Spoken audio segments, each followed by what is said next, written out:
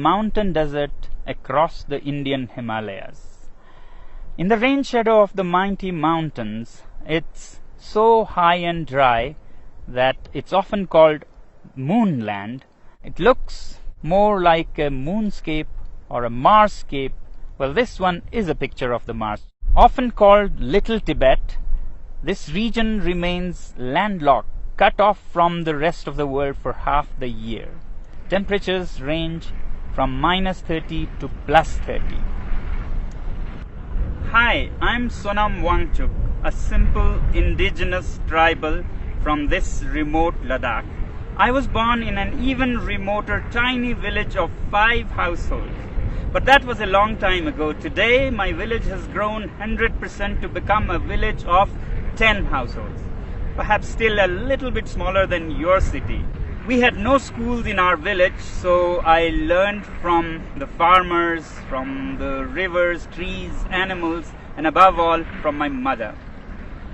I picked up English and other languages from the radio and meeting people from different countries. Later went to some schools and finally finished mechanical engineering. We love our Ladakh so much that while my engineering schoolmates went to Bangalore, Mumbai and the Silicon Valley, I came back to Ladakh and started solving problems of the people. Children's problems in school education, people facing harsh cold winters, and farmers facing water shortage in the face of climate change. I've been doing these things for the last 30 years and the world has been very generous. They have not only acknowledged but admired my work with various awards in different parts of the world. But today I have come here not to talk more about these things, but to share with you a bigger challenge that Ladakh is facing and to seek your support in solving our problem. Yes, you can solve our problem, and not only that, you have the power to even avert a world war. Let me explain how. This is Ladakh. You see the famous Indus River flowing, and over there the dark mountains. Across that are the valleys of Nubra and Changtang, where we share our border with Tibet, which is now occupied by China.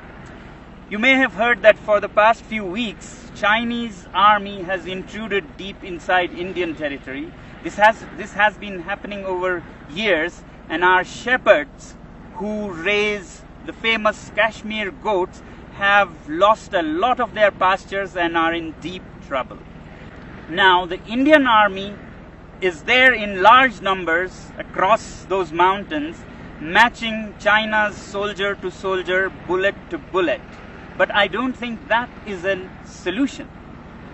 Both these countries are nuclear powers, and push comes to shove, India doesn't need all of its 160 nuclear weapons to raise all Chinese cities, and vice versa.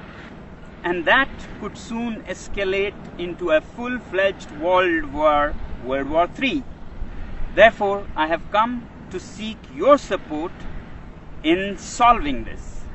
You, my friends, have the wallet power, which in this case can even diffuse a bullet war between different countries. Let me explain how. To understand your power, let's first understand what China is doing and why and when. Although China claims that Indian soldiers intruded into its territory, it could not be a coincidence that at the same time, in the months of April and May, Vietnamese decide to bother China. Taiwan and the US Navy also decide to bother China. And the timing is important. This is the time when the whole world is dealing with the pandemic. Who would even think of border disputes? But one country has serious reasons to do that, and that is China. China, being a totalitarian regime, fears not so much the bullet power of India or the US. What it fears most is its own people. The 1.4 billion people that work like bonded laborers without many rights and enrich this regime, when they are angry, there's a situation for an uprising, a revolt. And today, after the COVID pandemic, people in China are furious with their government for how they handled the pandemic. Chinese businesses are shut, factories are shut, unemployment reaches 20%. And it's time for an uprising. And that's when China picks up fights with several of its neighbors to divert the attention of angry citizens from the economy to nationalism. And this is not the first time China is doing this. From 1958 to 62, during the worst Great Chinese Famine, when people in China were very, very upset, Mao decided to invade India. And now Xi is doing the same thing again. Well, this is the simple analysis of my simple tribal mind. If this be the case, then we, the citizens of the world, should use our wallet judiciously and hit China where it hurts most, the economy. If enough people around the world decide that we will no longer buy Chinese goods and sponsor this regime, then that will see their worst nightmares coming true. And I think this is the only way we can bring the Chinese regime on the discussion table for peace dialogues. We must always clearly remember that when we say China, it's the regime and not the civilization, not the people. In fact, the Chinese people are themselves the greatest victim in this. And that's why, my friends, I've come to seek your support. We use so many Chinese products, software, hardware, from apps and software that sends millions and millions of dollars to China to products like clothing, phones, computers. If we boycott these goods, it'll send a clear message to China that the world is not happy with you. But is it right to boycott goods from a particular country? When normally not, when it is among equal partners. But my simple tribal mind says that China is not a normal country. If the world was a club of peaceful sheep, China is a wolf in sheep's clothing. It doesn't respect the rules of the game. It's a totalitarian regime run by a clique. It's not representative of its people. In fact, its people are just an instrument for its expansionist ambitions. It doesn't respect international customs or bodies like the WHO, and we saw because of its behavior how the COVID spread so much and caused so much suffering. Yet, we, the people of the world, also have double standards. We overlook everything and just want trade with it. In 1947, China gobbled up Inner Mongolia. We were silent. We wanted trade. Later, Tibet, with its 6 million Tibetan Buddhists, were annexed. We were silent. We wanted trade. And then Xinjiang, with its 10 million Uyghur Muslims, were gobbled up. We were silent. We wanted trade. In fact, 60% of today's China is occupied territory. But we overlook that because we want trade. But the biggest victims of this regime are the 1.4 billion Chinese. They work like bonded laborers, have hardly any rights, and if they raise their voice, they disappear. China has already blocked and banned Twitter, Google, Facebook, and keeps its people from all the information of the free world. And now with the Belt and Roads Initiative, China is laying a debt trap around the world. Already, countries like Sri Lanka have lost their land as they couldn't pay the debts. Pakistan is soon becoming a colony of this kind. In Africa, Djibouti has already lost its land for China. Countries like Tonga have debts that amount to 44% of its GDP. After Asia and Africa, they're soon arriving in Europe, where assets are being built all over Central Asia and Europe with loans from Chinese companies and contracts given to Chinese companies with very high rates, and when you can't repay the loans, you lose your land. To my simple tribal mind, these belts and roads are the veins to suck the blood of the world, to send finished Chinese goods and to suck resources and money from around the world. But we overlook all these facts because we are addicted to cheap Chinese goods. We must also find out, why are these goods cheap in the first place? Can we ethically make cheap goods like this? Well, they are cheap because the labor is low paid, labor laws are hardly there, and natural resources are plundered like there is no tomorrow. State subsidizes utilities to artificially lower their prices, and they manipulate currencies in their favor.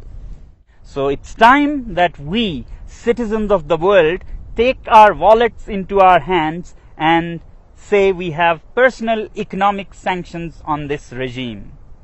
And yet in the free world, we have the double standards to say that if our own country has environmental and human rights restrictions, we move our factories to China.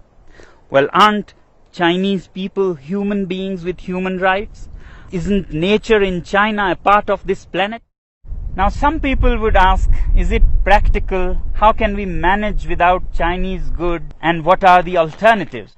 Well, if we are determined and give enough time to businesses and industry, things will adapt themselves. So that's why I say boycott made in China, software in a week, hardware in a year.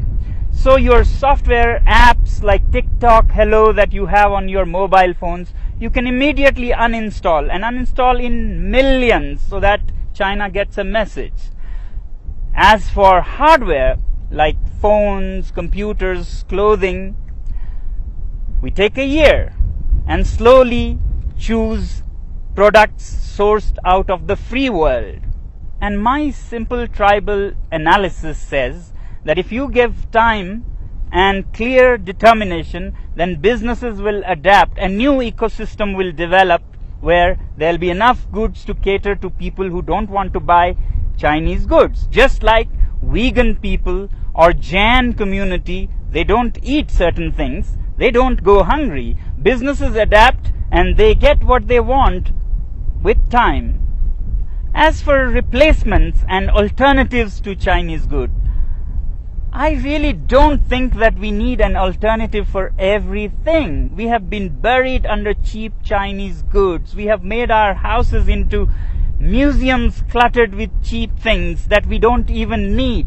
Why do we need 10 pairs of shoes? Why can't we do with 3 pairs of shoes made very nicely by local craftsmen? Why do we let these goods pollute our rivers, lakes?